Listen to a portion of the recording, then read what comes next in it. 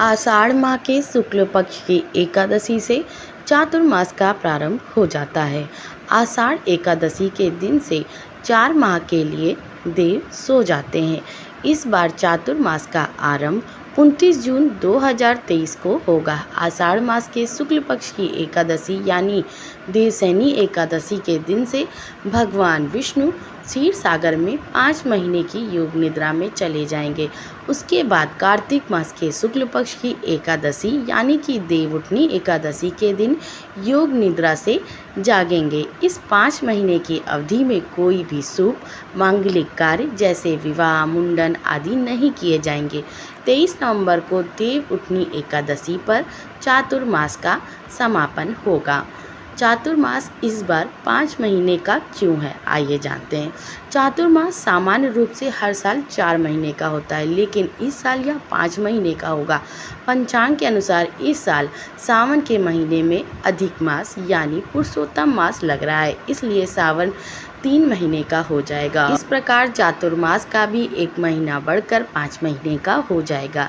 इसलिए इस बार भगवान विष्णु 5 महीने तक योग निद्रा में रहेंगे।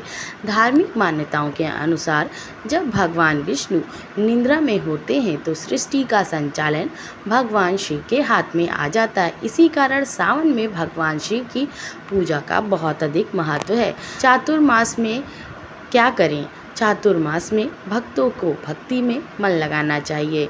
चातुर्मास में जमीन पर बिस्तर लगाकर सोना चाहिए। चातुर्मास में दही का सेवन नहीं करना चाहिए। चातुर्मास में शहद, मूली, बैंगन और पत्ते वाली सब्जियां नहीं खानी चाहिए। चातुर्मास में ज़्यादा से ज़्यादा भक्ति, भजन आदि करने चाहिए। भगवान की कथा का श्रवण करना चाहिए। चातुर्मास में प्रतिदिन सूर्योदय से पूर्व उठना चाहिए और स्नान करके भगवान विष्णु की पूजा करनी चाहिए। मान्यता के अनुसार चातुर्मास में ब्रह्मचर्य का पालन करना और दिन में केवल 1 बार भोजन करना चाहिए। कहा जाता है कि व्यक्ति को सावन, भादव, अश्विन और कार्तिक इन 4 माह में पाचन शक्ति कमजोर होती है, इसलिए एक समय ही भोजन करना चाहिए। चातुर्मास में शिव जी और श्री हरि विष्णु की पूजा करनी चाहिए। चातुर्मास में 5 प्रकार के दान करने का भी महत्व है। चातुर्मास में अन्न और वस्त्र का दान करें। धार्मिक शास्त्रों में दीप दान करने का भी उल्लेख है। इसके अलावा किसी मंदिर में जाकर भी दीप दान कर सकते हैं। चातुर्मास के दौरान लहसुन, प्याज, मांस, मदिरा के सेवन से बचना चाहिए। इस दौरान नया काम, नया व्यापार शुरू करने से बचना चाहिए, क्योंकि इस समय शुरू किए गए काम में शुभ फल प्राप्त नहीं होता। चातुर्मास में किसी नए घर में प्रवेश नहीं करना चाहिए, ना ही कोई नया घर लेना चाहिए। चातुर्मास में किसी तरह की यात्रा से भी बचना चाहिए। चातुर्मास में भगवान सूर्य की आराधना करना बेहद शुभ माना जाता है। देवशयनी एकादशी से भगवान विष्णु 4 महीने के लिए निद्रा में जाते हैं। आखिर ऐसा क्यों होता है, आइए जानते हैं। वामन पुराण के अनुसार असुरों के राजा बलि ने अपने बल और पराक्रम से तीनों लोकों पर अधिकार कर लिया। राजा बलि का आधिपत्य को देखकर इंद्रदेव और अन्य देवता घबरा गए और भगवान विष्णु की शरण में गए और उनसे मदद की प्रार्थना की। देवताओं की पुकार सुनकर भगवान विष्णु ने वामन रूप धारण करके राजा बलि से भिक्षा मांगने चले गए। भगवान वामन ने राजा बलि से 3 पग भूमि मांगी। पहले और दूसरे चरण में वामन भगवान ने पृथ्वी और आकाश को नापा। अब तीसरा कदम रखने के लिए कुछ नहीं बचा। तब राजा बलि ने भगवान विष्णु से तीसरा कदम अपने सिर पर रखने को कहा। भगवान वामन ने वैसा ही किया। इस तरह देवताओं की चिंता समाप्त हो गई और राजा बलि के दान पुण्य से भगवान विष्णु बहुत प्रसन्न हुए।